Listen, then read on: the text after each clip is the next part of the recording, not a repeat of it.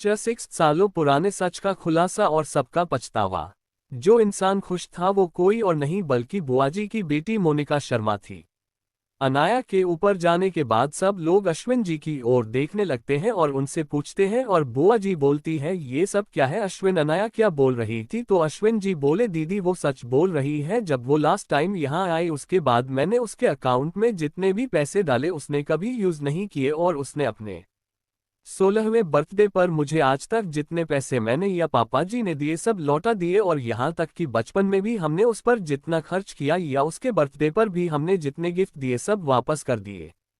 जब सबने ये सुना वो अवाक रह गए और बोले मगर वो तो काफी छोटी थी, इतने पैसे उसके पास कहाँ से आए? तो इस बार दादाजी मुस्कुराते हुए बोले वो पहले पार्ट टाइम जॉब करती थी बच्चों को पनगाने का, क्योंकि वो बहुत ज्यादा होशियार है और उसने 12वीं में पूरा दिल्ली टॉप किया था और उसकी पेंटिंग्स अब बहुत महंगी बिकती है, करीब करोड़ों में। मैंने उससे प्रॉमिस किया था कि ये बात किसी को नहीं बताऊंगा, मगर आप लोगों के सवालों के जवाब देना जरूरी है वरना क्या पता उस पर एक और इल्जाम लगा दो। उनकी बातें सुनकर सबको बहुत शर्मिंदगी महसूस हुई, मगर तभी बुआ जी बोली करोड़ों में पेंटिंग्स अब बिकती है से आपका क्या मतलब है पापा? सब लोग भी जानना चाहते थे आखिर अनाया कौन है। तभी दादाजी जी बोले तुम सबने आना नाम सुना है ना? तो सब बोले हाँ, उनको पेंटिंग्स की दुनिया में गोडेस कहा जाता है। तो दादाजी बोले वो गोडेस कोई और नहीं मेरा शैतान बच्चा है। सब हैरान रह गए, मगर जल्दी ही वो सब होश में आ गए। अभी कोई कुछ बोलता उससे पहले ही दादी जी बोले ये फैमिली फोटो याद है? जब सबने उससे तरफ देखा तो एक बहुत सुंदर पेंटिंग टंगी थी जिसमें पूरी फैमिली थी अनाया के अलावा। तो दादाजी बोले ये पेंटिंग अनाया ने ही बनाई है, मगर अफसोस उस पेंटिंग में सब है अनाया को छोड़कर। जब मैंने उससे पूछा ऐसा क्यों है तो पता है उसने क्या बोला कि मैं इस परिवार का हिस्सा कभी नहीं थी, ना हूं ना कभी होंगी, और इस पेंटिंग में अपना चेहरा बनाकर किसी को दुखी नहीं करना चाहती। सभी की आंखें नम हो गई। इधर अनाया के वहां अनाया गेस्ट रूम में आकर गेट बंद कर देती है और बाथरूम में जाकर शावर लेती है और नाइट सूट पहनकर बाहर आ जाती है और हेयर ड्रायर से अपने बाल सुखाती है और उन्हें एक मैसी बन बना लेती है। कुछ समय बाद उसके दरवाजे पर दस्तक हुई तो उसने गेट खोल दिया। सामने एक सर्वेंट सिर झुकाकर खंगाई थी और बोली छोटी मिस आपको बनगे साहब आपको खाने के लिए बुला रहे हैं। तो अनाया बोली ओके आप चलिए मैं आती हूँ, और थोड़ी देर में वो नीचे आ गई। वो अभी सींगियां उतर ही रही थी कि उसके कानों में रूही की बात पिंगाई जो बोल रही थी दादाजी हाँ हम लोग मानते हैं अनाया के साथ गलत हुआ, मगर आप ये बात मत भूलिए उसने मेरी दी को चोट पहुंचाई थी और वो मेरी दी की जगह लेना चाहती थी। वो बहुत सेल्फिश है, उसे खुद के अलावा किसी की नहीं पिंगाई है। उसकी वजह से हमारी मॉम कितनी दुखी है और वो बहुत बदतमीज है जो अब मॉम को हट कर रही है, क्योंकि मॉम उससे ज्यादा हमारी परवाह करती है, मगर इसमें किसी की गलती नहीं है। वो अपने हरकतों की वजह से दूर गई और पता नहीं फिर से यहाँ क्यों आई है, सिर्फ उसकी ही वजह से। आप दोनों मॉम से ठीक से बात नहीं करते जबकि मॉम की इसमें कोई गलती नहीं है। वो नादी को चोट पहुंचाती ना उसे यहाँ से दूर भेजा जाता। वो अभी इससे आगे कुछ बोलती उससे पहले अनाया की आवाज वहां गूंजी और वो ठीक रूही के सामने खंगे होते हुए बोली क्या बोला आपने मिस रूही की? मैंने आपकी दी को हट किया? क्या आपने अपनी आंखों से देखा था मुझे आपकी दी को हट करते हुए? तो रूही एकदम चुप हो गई मगर फिर बोली नहीं, मगर उनके ठीक पीछे तुम ही खंगाई थी और तुम्हारे अलावा वहां और कोई नहीं था। तो मतलब मैं वहां खंगाई थी सिर्फ इसलिए आप लोगों ने मान लिया कि मैंने ही सब कुछ किया है? हाँ मगर कोई बात नहीं, आज सबको पता चल जाएगा कि मैंने क्या किया और क्या नहीं। और वहां से गेस्ट रूम में चले गई और कुछ समय बाद एक लैपटॉप और पेन ड्राइव लेकर आए और उस पेन ड्राइव को टीवी से कनेक्ट करके अपने लैपटॉप पर उंगलियां चलाने लगी। कुछ समय बाद एक वीडियो चलने लगा जिसमें रूहानी अपने कमरे से सीढ़ियों की तरफ आ रही थी और उसकी नजर अपने हाथों में पकड़ाई किताब में थी। वो अभी 2 सीढ़ियां ही उतरी थी कि वो तीसरी सीढ़ी से गिर गई। अनाया उससे कुछ ही दूरी पर थी मगर उसके एक हाथ में चॉकलेट और दूसरी हाथ में डॉल थी। जब उसने रूहानी को गिरते हुए देखा तो वो आगे को भागी, मगर तब तक बहुत देर हो चुकी थी और रूहानी का खून देखकर अनाया अपने जगह पर जम गई। सब लोगों ने जब रूहानी को गिरा हुआ देखा और सीढ़ियों पर अनाया को देखा तो सबने यही सोचा कि अनाया ने ही उसे सीढ़ियों से धक्का दिया होगा। और रिद्धि जी ने खुद को संभालते हुए अनाया की तरफ कदम बढ़ाए जो अभी भी बुत बने खंगाई थी। जब रिद्धि उसे खींचते हुए लिविंग में लाए तब उसे होश आया, मगर तभी रिद्धि जी ने उसे एक जोरदार थप्पड़ उसके गाल पर मारा जिससे वो पास के टेबल से टकराई और उसके माथे पर हल्की सी चोट आ गई जिससे उसके आंखों से आंसू बहने लगे और उसके मुंह से एक आह निकल गई। इसी के साथ वीडियो बंद हो गया और सब बहुत बने एक जगह जमा गए। मगर तभी अनाया बोली ये आधा है वेट। उसने एक वीडियो और चलने लगी जिसमें एक मेड सीढ़ियों में तेल गिरा रही थी और उसके बाद वो मेड घर से बाहर भाग गई और उसने अपना फेस कवर कर रखा था जिससे कोई भी उसे पहचान नहीं पाया और इसी के साथ दूसरा वीडियो भी बंद हो गया और सबकी आंखों से आंसू बहने लगे। इस बार रूही के और बुआ जी के आंखों में नमी आ गई और उनकी आंखों से भी आंसू बहने लगे। मगर तभी अनाया बोली तो ये रहा सबूत कि मैंने कुछ नहीं किया था और मिस रूही मुझे आपकी दी की जगह लेने में जरा सी भी दिलचस्पी नहीं है। और रही आपकी मॉम मेरी वजह से दुखी हैं तो चिंता मत करिए, मैं यहाँ ज्यादा दिन नहीं रुकूंगी, अब मेरी तबीयत पहले से बेहतर है और कल एक लास्ट काम मेरा बचा है यहाँ, उसके बाद मैं यहाँ से चले जाऊंगी। फिर वो अपने दादू और दादी को देखकर बोली स्वीटहार्ट और उनके पति परमेश्वर मुझे भूख लगी है, चलिए ना डिनर कर लेते हैं, और उन दोनों का हाथ पकड़ डिनर टेबल की ओर चली गई। वहीं बाकी लोगों को तो जैसे सदमा लगा गया था और उन्हें अब अपने किए काम और शब्दों पर बहुत पछतावा हो रहा था, मगर अफसोस अब कुछ बदल नहीं सकता और उन्होंने जो गुनाह किया है उन्हें उसकी सजा अब भुगतनी पड़ेगी। उन सबका अब खाना खाने का बिल्कुल मन नहीं था मगर उन्हें मजबूरन जाना पड़ा। आज सब एकटक अनाया को देख रहे थे जिसके चेहरे से उसकी मासूमियत कहीं गायब हो गई थी। सबको ये देखकर और भी गिल्टी फील होने लगा क्योंकि उन लोगों की वजह से आज अनाया ऐसी हो गई थी। 7 अनाया ने तोड़े अपने परिवार से रिश्ते। सबको गिल्टी फील हो रहा था मगर अब कोई भी अपने किए काम या शब्दों को वापस नहीं ले सकता था। डिनर करने के बाद सब लोग अपने अपने कमरे में चले गए। रिद्धि जी और अश्विन जी के कमरे में रिद्धि जी बहुत ज्यादा रो रही थी और अश्विन जी के आंखों में भी आंसू थे। रिद्धि जी रोते हुए बोली अश्विन जी हमने अपनी मासूम अना को खो दिया। सिर्फ अपनी एक गलतफहमी के चलते हमने अपने इन्हीं हाथों से एक 4 साल की बच्ची को मारा था। हम इतने निर्दयी कैसे हो गए, हमने उसकी मासूमियत नहीं देखी और आज वो मासूम अनाया कहीं खो गई। अब तो शायद वो हमें कभी माफ नहीं करेगी। रूहानी ने भी हमें कितना समझाया था मगर हमने उसे भी अपनी कसम देकर चुप करा दिया। हमने बहुत बड़ा पाप किया है और रोने लगी। वहीं अश्विन जी का भी वही हाल था मगर वो अपनी भावनाओं को बाहर नहीं लाए। उधर दूसरी तरफ रूहानी के कमरे में रूही और रिधम भी मौजूद था और उन तीनों के आंखों में भी आंसू थे। तभी रूहानी बोली मैंने आप सबसे कितना बोला था, अना ने कुछ नहीं किया मगर आप लोगों ने मेरी एक बात नहीं सुनी और उस मासूम को इतनी बड़ी सजा दे दी और मैं कुछ नहीं कर पाई क्योंकि मॉम ने मुझे अपनी कसम दी कुछ ना करने और बोलने से। और रूही तूने आज जो बोला वो कितना गलत था, वो क्यों मेरी जगह लेना चाहेगी जबकि उसका भी यहाँ उतना ही हक है जितना हमारा। मॉम ने हमें बहुत प्यार दिया मगर अनाया वो हम लोगों से बहुत छोटी थी फिर भी उसको किसी का प्यार नहीं मिला और उसने कितना कुछ फेस किया होगा अपनी लाइफ में, शायद हमें कभी पता भी नहीं चलेगा और ना हम इतना झेल सकते हैं। तुम इतनी बंगाई हो गई हो मगर अभी भी जिद करती हो, वो तो इतने बड़े घर की बेटी होकर भी कितना झेला होगा उसने। हम सब ने उससे मासूम का बचपन छीन लिया और अब वो पहले की तरह मासूम भी नहीं रही, उसको अब हमसे कोई मतलब नहीं है। हमने क्या बना दिया उससे। वहीं उसकी बातें सुनकर रूही और रिधम खामोश हो गए क्योंकि उन दोनों ने ही अनाया से बहुत बुरी बातें बोली थी। सभी के अपने ख्यालों में अनाया थी मगर अनाया अपने कमरे में एकटक दीवारों को देख रही थी और बोली अब आप लोग प्रायश्चित भी करें तो भी आपको माफी नहीं मिल सकती क्योंकि अनाया तो मर चुकी है और कायनात की डिक्शनरी में माफी जैसा शब्द नहीं है। मगर कल के बाद से आप लोगों को भी उतना ही दर्द होगा जितना आप लोगों ने अनाया को दिया। ऐसे ही सोचते हुए वो सो गई। सभी लोग भी अनाया के बारे सोचते सोचते सो गए। अगली सुबह आज सभी की आंखें लाल थीं, जिससे पता चलता है कि सभी लोग बहुत रोए हो। पहली वाली अनाया होती तो शायद इन लोगों का ऐसा हाल देखकर माफ कर चुकी होती मगर ये कायनात थी जो किसी का उधार नहीं रखती थी, जो उसको जो देता था उसका दुगुना वो उस इंसान को लौटाती थी, इसलिए तो उसे सब बेरहम क्वीन बोलते थे। तो सभी लोग डाइनिंग टेबल पर बैठ गए थे। आज अनाया भी सभी की तरह अच्छा खाना खा रही थी क्योंकि अब वो ठीक हो चुकी थी क्योंकि पुनर्जन्म के बाद से अनाया की बॉडी अब कायनात की तरह मजबूत हो गई थी क्योंकि अनाया ने बहुत सी योगा और आयुर्वेदिक दवा खाकर खुद को फिट कर लिया था। कायनात बहुत चीजों में एक्सपर्ट थी तो वो सारे गुण अब अनाया को भी मिल गए थे क्योंकि भले ही शरीर अनाया का था मगर उसमें सोल कायनात की थी। अभी सब खाना खा ही रहे थे कि अनाया दादाजी को देखते हुए बोली, दादू मुझे सब लोगों से कुछ बात करनी है। तो दादाजी बोले, ठीक है, पहले नाश्ता करो फिर बात करते हैं। सभी लोग जानना चाहते थे कि अनाया क्या बात करना चाहती है, इसलिए सब अपने खाने को खाने लगे ताकि अनाया से बात कर सकें।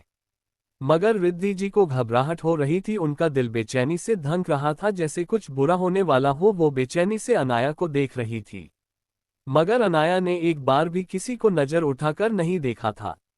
थोड़ी देर बाद सभी का नाश्ता हो गया और सभी लिविंग में बैठ गए और अनाया के कुछ बोलने का इंतजार करने लगे। तो थोड़ी देर के खामोशी के बाद फाइनली अनाया बोली, तो आप लोग जानना चाहते होंगे ना कि मैंने आप लोगों को यहाँ पर क्यों बुलाया। तो मुझे एक बहुत जरूरी काम करना है, जो मुझे बहुत पहले ही करना चाहिए था मगर तब नहीं किया, तो अब सही। फिर आगे बोली, मिस्टर एंड मिसेज रायचंद, आप लोगों को मुझसे बहुत शिकायतें थी ना, और आपको मुझे अपनी बेटी कहते हुए भी शर्म आती है, राइट? तो आज के बाद ऐसा कभी नहीं होगा। तो सब लोगों का दिल अचानक बेचैन हो गया। इस बार दादी बेचैनी से बोली, तुम्हारा मतलब क्या है बच्चा? तो अनाया फीकी मुस्कान के साथ बोली, sweetheart wait and watch. उसके बाद मंदिर में गई और वहां से गंगाजल लेकर सबके सामने आई, तो सब उसे सवालिया निगाहों से देखने लगे। तो वो अपने दादू से बोली, बड़ी क्या आपके पास मेरा कोई फोटो फ्रेम है? तो दादाजी बोले, हाँ शैतान बच्चे हैं। तो अनाया बोली, तो आप कुछ देर के लिए मुझे वो फोटो दे सकते हैं? तो दादाजी ने एक नौकर को फोटो लाने भेज दिया। कुछ समय बाद अनाया ने थोड़ी सी आग जलाई और अपने फोटो को सामने रख दिया और खुद पर पूरा गंगा जल डालकर एक मिट्टी के घंगे को अपने कंधे पर रखकर आग के चक्कर लगाते हुए बोली, मैं अनाया रायचंद आज से और अभी से मिस्टर एंड मिसेज रायचंद से अपने सारे रिश्ते तोड़ती हूँ। जैसे ही सबने ये सुना, सब शौक से अनाया को देखने लगे। अनाया ने वो घंगा तोड़ दिया और फिर रिद्धि जी की तरफ मुड़कर बोली, मिसेज रायचंद, आपने बोला था ना कि आपको अगर पता होता कि मैं ऐसी हूँ तो आप मुझे अपने हाथों से मार डालती। तो रिद्धि जी को अपनी कही बातें याद आ गई, तो उन्होंने रोते हुए अपनी गर्दन ना में हिला दी, मगर अनाया को इससे कोई फर्क नहीं पड़ा। वो आगे बोली, तो फिर ठीक है, आज आपकी वो इच्छा मैं पूरी कर देती हूँ। और बोली, मैं अपना श्राद्ध करती हूँ, मैं आज से आप सभी के लिए मर चुकी हूँ।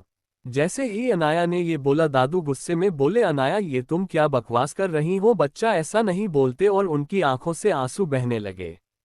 तो अनाया बिना भाव के बोली, बड़ी आप इतना रिएक्ट क्यों कर रहे हैं? वैसे भी ये परिवार, ये रिश्ते मेरे कभी थे ही कहाँ। तो मैं खुद को और इन सबको इस बोझ से अलग कर रही हूँ ताकि ये लोग सुकून से जी सकें। और आप चिंता मत करिए, आप और दादी जी के अलावा मेरा यहाँ कोई नहीं है और ना मैं किसी की। इससे वैसे भी फैमिली की भी कोई रेप्यूटेशन नहीं गिरेगी, बिकॉज बाहर किसी को भी मेरे बारे में पता नहीं है। सबको इतना बोलकर रूहानी रूही और रिधम की तरफ इशारा करते हुए बोली, इन लोगों के ही बारे जानते हैं कि मिस्टर एंड मिसेज रायचंद के 3 बच्चे हैं, तो आप चिंता नहीं करिए, इससे किसी का कोई नुकसान नहीं होगा। और फिर रूही की तरफ पलटते हुए बोली, मिस रायचंद, आज से आपको अब कभी ये डर नहीं सताएगा कि मैं आपकी दी की जगह लेना चाहती हूँ, क्योंकि मैं वैसे भी किसी की चीजें छीनना पसंद नहीं करती जो चीजें मेरी ना हो। और फिर बोली, और आज से आपकी मॉम को मेरी वजह से कोई दुख नहीं होगा और आपके डैड को कभी मेरी वजह से शर्मिंदा होना पड़ेगा। और इतना बोलकर रिधम की तरफ पलट गई और उससे बोली, मिस्टर रायचंद, आपको भी अब ये चिंता नहीं रहेगी कि आपकी बहन को कोई हर्ट करेगा। और सबकी तरफ देखते हुए बोली, आप सभी को मैं मेरे साथ आपका जो भी नाम का रिश्ता था उस बोझ से आप सबको आज़ाद करती हूँ। और हाँ, आप चिंता मत कीजिए, आपको मेरी शकल देखकर जो दिन खराब जाता है वो भी नहीं होगा, क्योंकि अब मैं ठीक हूँ और मैं यहाँ से कल तक चले जाऊंगी और कभी आप लोगों को परेशान नहीं करूंगी। इतना बोलकर गेस्ट रूम की तरफ चली गई और सभी लोग बस बुत बने खंगे रह गए। तो दादी गुस्से से रिद्धि जी और सबसे बोली, अब तो तुम लोगों के कलेजों को शांति मिली होगी, यही चाहते थे ना, लो हो गया जैसा चाहते थे। तुम लोग इतना बोलकर रोने लगी। वहीं रिद्धि जी को तो कुछ होश ही नहीं था, वो तो बेसुध सी खंगाई थी। तो अश्विन जी के हिलाने से वो होश में आए और जोर जोर से रोने लगी। सभी को उनके लिए बहुत बुरा लग रहा था, मगर कोई कुछ नहीं कर सकता था। तो एक बार और दादी जी बोली, रिद्धि अब रोकर क्या हासिल होगा तुम्हें? हाँ, तुमने उस मासूम से उसका बचपन, उसकी माँ बाप छीन लिया। तुमने उसे कभी प्यार नहीं दिया, सिर्फ इसलिए क्योंकि तुम्हें डर था कि लोग क्या बोलेंगे कि अपनी बेटी को अपनी सौतेले बच्चों से ज्यादा प्यार कर रही हैं। तो क्या अनाया को प्यार करना गलत था सिर्फ इसलिए कि लोग क्या बोलेंगे? तुमने उस मासूम का दिल तोड़ दिया, जबकि वो तो सबसे छोटी थी। तब रूहानी रूही और रिधम बंगे हो गए थे, और तुम्हारी सबसे ज्यादा जरूरत अनाया को थी, मगर तुमने क्या किया? और अश्विन, तुम्हें भी लोगों की बातों की इतनी परवाह थी कि तुमने अपने ही खून को नजरअंदाज कर दिया? और रिधम, तुमने कभी अनाया को अपनी बहन नहीं माना है, ना क्योंकि वो सौतेली थी इसलिए, क्यों सही बोला ना मैंने। अब तुम लोग बहुत खुश होंगे ना, क्योंकि वैसे भी तो अनाया तुम्हारे परिवार का हिस्सा नहीं थी और आज उसने तुम सब लोगों को आज़ाद कर दिया। मैंने कितनी बार बोला था उस मासूम के साथ ऐसा मत करो, वरना एक दिन पछताने का मौका भी नहीं मिलेगा, मगर तुम लोगों ने मेरी नहीं सुनी, तो अब तुम लोगों को भी वही दर्द होगा जो उस मासूम को तुम लोगों की वजह से सहना पड़ा। और लास्ट बात रिद्धि, तुम बहुत अच्छी माँ हो, अगर तुम्हारी तरह सभी दूसरी माँ हो तो कभी भी सौतेले जैसा शब्द ही नहीं रह जाएगा। मगर हाँ, अगर सगी माँ तुम्हारी तरह होती है तो मैं भगवान से प्रार्थना करूंगी कि तुम्हारी जैसी माँ देने से अच्छा उसे अनाथ बना दिया जाए। और अश्विन, मुझे आज तुम्हें अपना बेटा कहते हुए शर्म आ रही है। काश तुम मेरी कोख से जन्म ना लेते। और इतना बोलकर वहां से चली गई। चैट रिद्धि जी को अनाया ने किया नजरअंदाज। राधिका जी के वहां से जाने के बाद वहां पर बस रिद्धि जी, बुआ जी, अश्विन जी, रूही, रूहानी और रिधम बचे थे। अनाया के बंगे पापा किसी सर्जरी में थे और बड़ी माँ अभी भी मायके में गई हुई थी। रिद्धि जी बहुत ज्यादा रो रही थी, आज उन्हें अनाया के दर्द का एहसास हुआ था। वो अश्विन जी से बोली, हम कितने सेल्फिश हो गए। हमने लोगों के तानों से बचने के लिए अपनी खुद की बेटी को कितना दुख पहुंचाया। आज हमें जब बिना गलती के आपको ठुकराया जाए तब कैसा लगता है पता चल गया। अब बहुत देर हो चुकी है। हमने पहले उसका बचपन छीन लिया, माँ बाप और इतना बंगा परिवार होते हुए उसे अनाथ कर दिया। और उसके लाख रोने और मना करने के बावजूद उसकी बातों पर भरोसा नहीं किया। माँ ने सही बोला, मेरी जैसी माँ किसी बच्चे को नहीं मिलनी चाहिए।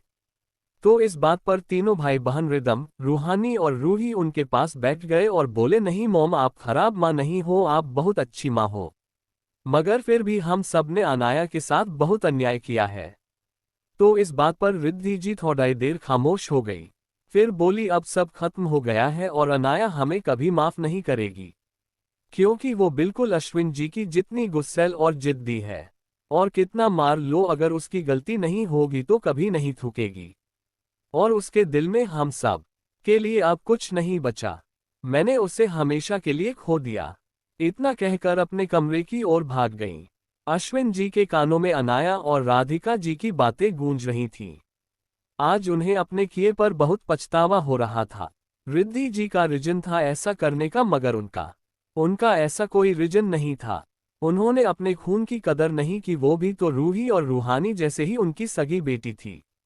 मगर अफसोस, उन्होंने भी अनाया के साथ इतना गलत कर दिया। ऐसे ही सुबह से दिन हो गई और दोपहर का खाना सबने अपने अपने कमरे में ही कर लिया। और ऐसे ही रात हो गई। सब डाइनिंग टेबल पर थे, मगर अनाया ने अपना खाना कमरे में खा लिया था। आज कोई कुछ नहीं बोल रहा था। सबने बेमन से थोगा थोगा सा कर लिया और अपने अपने कमरे में सोने चले गए। आज सबकी आंखों में पछतावे के आंसू थे, मगर अब इसका कोई फायदा नहीं था, क्योंकि इन लोगों ने अपनी एक गलती की वजह से अपने ही खून को बहुत सताया था। आज अनाया को बहुत सुकून मिल रहा था, हालांकि उसे दर्द हो रहा था ये सब देखकर, मगर सुकून अपने बेगुनाह होने का, और अनाया की आत्मा को भी अब मुक्ति मिल चुकी थी। दादाजी और दादी जी के कमरे में रंजीत जी से बोली, सुनिए ना, मैं अब और अपनी बच्ची से दूर नहीं रह सकती। उसे रोक लीजिए ना, इतना बड़ा घर होने के बावजूद वो क्यों कहीं और जाए, चाहे कुछ क्यों ना हो जाए, उसे यहीं रोक लीजिए, मैं आपसे भीख मांगती हूँ। तो रंजीत जी बोले, राधिका जी, ये आप क्या कर रही हैं? हम आपसे वादा करते हैं, हम अपने शैतान बच्चे को कहीं नहीं जाने देंगे। आप अब रोइए मत और सो जाइए। और खुद भी उनके बगल में सो गए। मगर आज शायद नींद किसी की भी आंखों में नहीं थी, सब बस करवटें बदल रहे थे। मगर हमारी अनाया आज बेहद सुकून से सो रही थी। अगली सुबह आज रायचंद मेंशन में पहले की तरह चहल पहल नहीं थी। पूरे मेंशन में सन्नाटा पसरा हुआ था। सब लिविंग में बैठे हुए थे। आज रिधम और अश्विन जी भी ऑफिस नहीं गए थे, और रूही और रूहानी भी घर पर ही थे। तभी सबको अनाया आते हुए दिखाई दी, जिसके हाथों में एक सूटकेस था और उसने अपने कंधे पर एक बैग टांगा हुआ था। रिद्धि जी जल्दी से उसके पास गई और उसके हाथों को पकड़ते हुए बोली, अना बेटू, आप कहाँ जा रहे हो? प्लीज बच्चा, मम्मा को माफ कर दो, हम आपसे माफी मांगते हैं, आप घर छोड़कर मत जाओ। मगर अनाया ने ना उन्हें एक नजर देखा और ना ही उनसे कुछ बोला। तो रिद्धि जी की आंखों से आंसू बहने लगे और उन्होंने अनाया का हाथ छोड़ दिया और सिर झुकाकर सोफे पर बैठ गई। अनाया दादाजी को देखते हुए बोली, बड़ी, अब मैं बिल्कुल ठीक हूँ, इसलिए अब मुझे जाना चाहिए और आप अपना और मेरी स्वीटहार्ट का ध्यान रखना, मैं आपको कॉल करते रहूंगी। कायनात को दादा दादी से बहुत जुड़ाव हो गया था और उसने उन्हें अपने दादू दादी के तौर पर एक्सेप्ट कर लिया था। वो जैसे ही जाने को हुई, दादाजी बोले, अनाया आज शैतान बच्चे के जगह। अनाया सुनकर सब शॉक हो गए। दादाजी जी बोले, आप कहीं नहीं जा रही हैं? तो अनाया बोली, मगर दादाजी, हम यहाँ रुक कर क्या करेंगे? ये घर हमारा नहीं है और हम किसी और के घर या पैसों पर नहीं पड़ सकते। अनाया की बातों से सबको अपने दिल में एक टीस उठी और उनकी आंखें नम हो गई। तो दादाजी बोले, हाँ, ये आपका घर नहीं है। तो सब लोग आश्चर्य से उन्हें देखने लगे। तो दादाजी आगे बोले, और ना ही किसी और का है। ये घर मेरा और राधिका जी का है और हम तुम्हारे दादा दादी हैं और इस घर और प्रॉपर्टी में जैसे सबका हक है, वैसे ही तुम्हारा भी हक है। और तुम या कोई और माने ना माने, तुम इस घर की प्रिंसेस हो और अब तुम कोई बहस नहीं करोगी, वरना हम सोचेंगे कि तुम हमें भी अपना दोषी मानती हो। तो इस बात पर अनाया बोली, दादू आप ऐसा ना कहें, आप और स्वीटहार्ट ही तो मेरे अपने हो, जो बिना किसी स्वार्थ के मुझसे प्यार और मुझ पर भरोसा करते हो। और आप और स्वीटहार्ट मेरे दोषी नहीं हैं।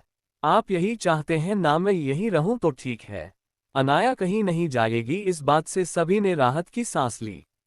तो दादाजी एक नौकर से बोले, हमने जो कमरा तैयार करने के लिए बोला था हुआ? तो वो नौकर बोला, जी बंगे साहब। तो दादाजी बोले, अनाया का सारा सामान वहां शिफ्ट कर दो और ये सूटकेस ले जाकर उसी कमरे में रख देना। तो अनाया बोली, दादू इसकी क्या जरूरत थी, मैं गेस्ट रूम में ही रह लेती। तो दादाजी बोले, शैतान बच्चे, आप इस घर की सबसे छोटी बच्ची हो, ना कि मेहमान जो आप गेस्ट रूम में रहेंगी। ये घर आपका भी है, इसलिए अब आप इस घर को अपना मान लो। ठीक है, और चलो अब नाश्ता कर लेते हैं। सब लोगों ने नाश्ता किया। सभी लोग अनाया को प्यार से देख रहे थे, मगर अनाया ने सबको बिल्कुल नजरअंदाज कर दिया और अपना नाश्ते में ही फोकस बनाए रखा।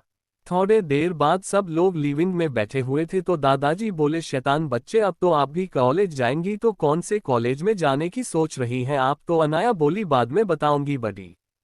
चेन्नई पार्टी की बात। जब रंजीत जी ने अनाया से कॉलेज के बारे में बोला तो वो बाद में बताने का बोली, मगर रंजीत जी के बारे बार कहने पर उसने बता दिया।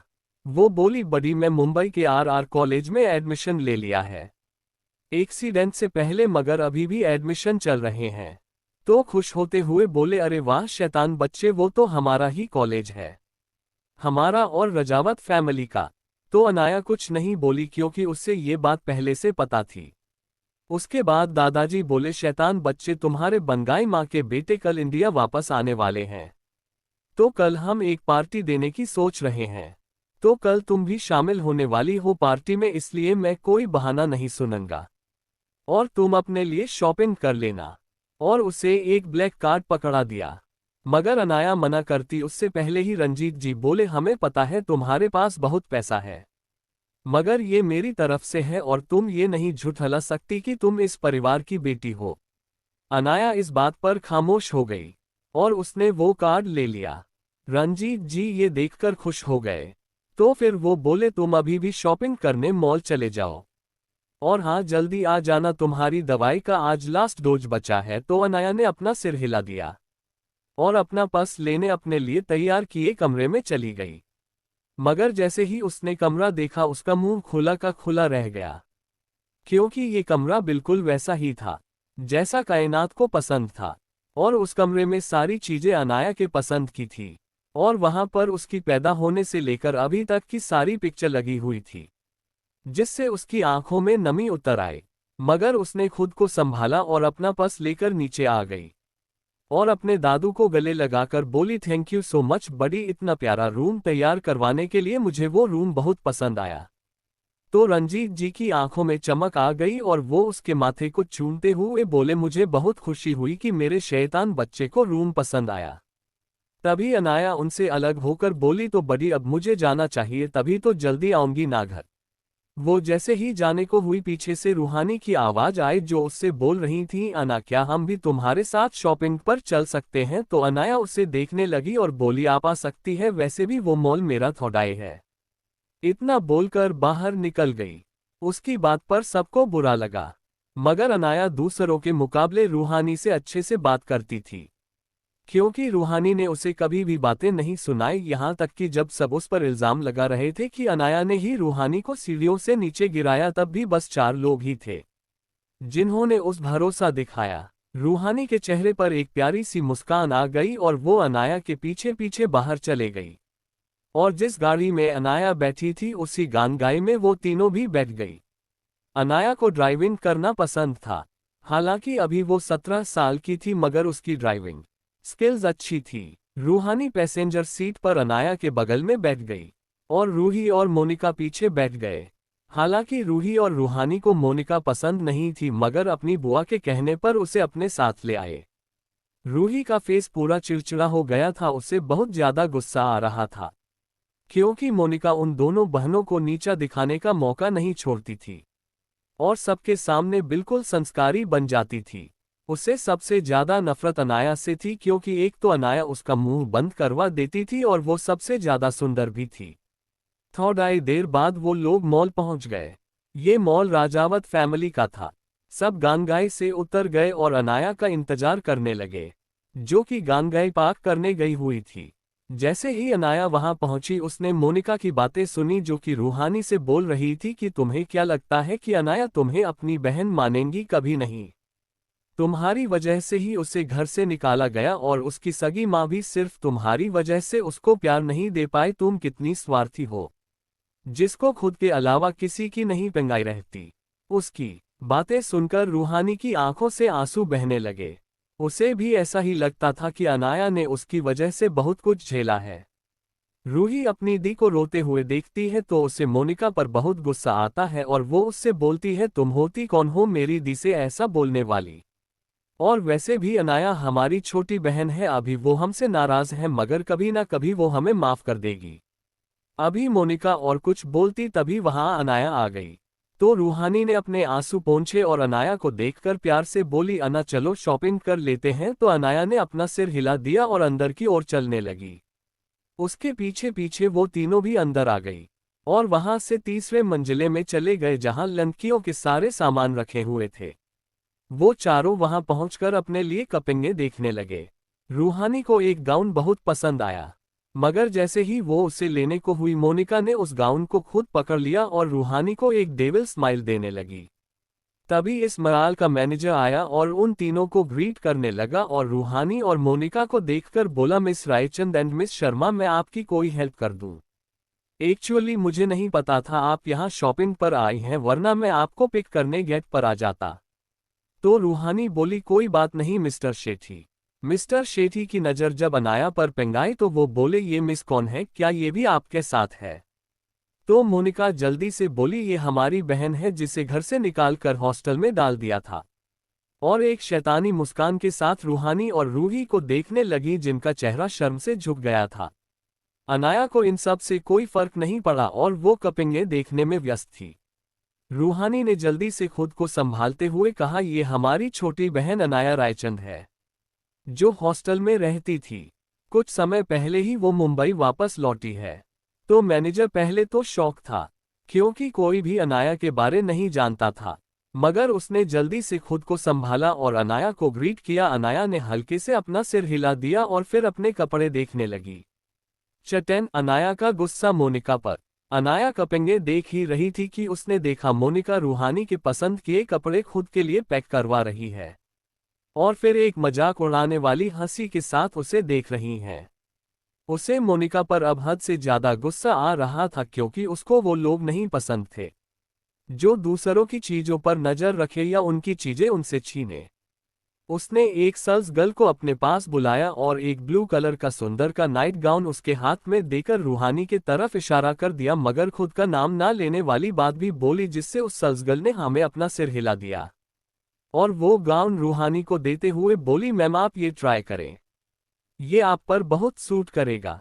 रूहानी ने उस गाउन को देखा जो वाकई में बहुत सुंदर था। वो उसे लेकर चेंजिंग रूम में चले गई और कुछ देर बाद उसे पहनकर बाहर आई तो सब उसे एकटक देखने लगे। वो उस गाउन में बहुत सुंदर लग रही थी। रूही खुश होकर बोली, दी आप बहुत सुंदर लग रहे हो, एकदम प्रिंसेस की तरह। रूहानी ने अनाया की तरफ देखा मगर अनाया ने उसको देखा तक नहीं, जिससे रूहानी थोड़ा उदास हो गई, मगर फिर चेंजिंग रूम में जाकर उससे चेंज कर लिया और उस गाउन को पैक करने को दे दिया। रूही और अनाया ने भी अपना गाउन पैक करवा लिया। रूही ने भी गाउन को ट्राई करने के बाद पैक करवाया मगर अनाया ने बिना ट्राई किए ही पैक करवा लिया। और मोनिका ने तो बहुत कपड़ों की शॉपिंग की थी। उसके बाद उन्होंने ज्वेलरी और सैंडल और पर्स की शॉपिंग की, फिर मॉल में उपस्थित रेस्टोरेंट में खाना खाने चले गए। सभी ने अपने अपने लिए अपने पसंदीदा डिशेज ऑर्डर किया और अपने खाना आने का वेट करने लगी। तभी मोनिका रूहानी को देखकर बोली, रूहानी क्या तुम मुझे अपना कार्ड दे दोगी? एक्चुअली मेरे कार्ड का बैलेंस खत्म हो गया है और मैं एक ही कार्ड लाई हूँ। रूहानी जैसे ही कार्ड देने को हुई, रूही ने गुस्से से मोनिका को देखा और बोली, मोनिका दी क्या आपको पैसों की कमी आ गई जो अब मांगने भी लगी? वैसे मुझे ये समझ नहीं आता, आप जब भी शॉपिंग आती हैं हमारे साथ हमेशा यही बात बोलती हैं। जब आपको पता है आप इतने पैसे खर्च कर देती हैं तो एक्स्ट्रा कार्ड लाया कीजिए। और मेरी दी आपको कोई कार्ड नहीं देंगी।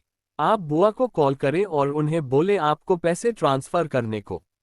मोनिका का चेहरा गुस्से से काला पन गया और वो रूही को घूरते हुए बोली, तुम्हें यही सिखाया जाता है कि अपने से बंदों से इस तरह से बात करो? और क्या हो गया अगर रूहानी मुझे अपना कार्ड दे भी दिया तो आखिर मेरा भी हक है उस घर में। जैसे ही मोनिका ने ये बोला रूही उसे देखने लगी और अपने मन में बोली, कितनी बेशर्म है ये और इसका हक कैसे हुआ उस घर में? अभी रूही कुछ और कहती कि रूहानी से उसे रोक दिया, मगर तभी अनाया बोली, मिस शर्मा अभी आपने क्या बोला कि आपका भी उस घर में हक है? हाँ, अभी मोनिका कोई जवाब देती कि उनका खाना आ गया। जब वेटर खाना रखकर चला गया तो मोनिका बोली, हाँ मेरा भी हक है, क्योंकि जब रूहानी नहीं हुई थी तो मैं ही उस घर की प्रिंसेस थी, तो उस हिसाब से मेरा भी हक हुआ ना। तो अनाया हंसते हुए बोली, अच्छा आप वहां की प्रिंसेस थी तभी मिस रायचंद की पसंद की जितनी भी गाउन थे वो आपने ले लिए, क्योंकि उस पर भी आपका हक है, क्योंकि आप उस घर की प्रिंसेस जो रह चुकी है ना। तो इस बात पर मोनिका का चेहरा सफेद पन गया और वो हकलाते हुए बोली, अना ऐसा नहीं है। अभी उसने इतना ही बोला था कि अनाया अपनी लाल आंखों से उसे देखते हुए बोली, अनाया बोलो तुम मेरी कुछ नहीं लगती जो तुम मुझे मेरे निक नेम से बुलाओ। तो मोनिका को उस पर बहुत गुस्सा आया और वो उसे नफरत से घूरने लगी। तो इस बात पर अनाया एक डेविल स्माइल करते हुए बोली, तुम्हारी नफरत मेरा कुछ नहीं बिगाड़ सकती मिस शर्मा।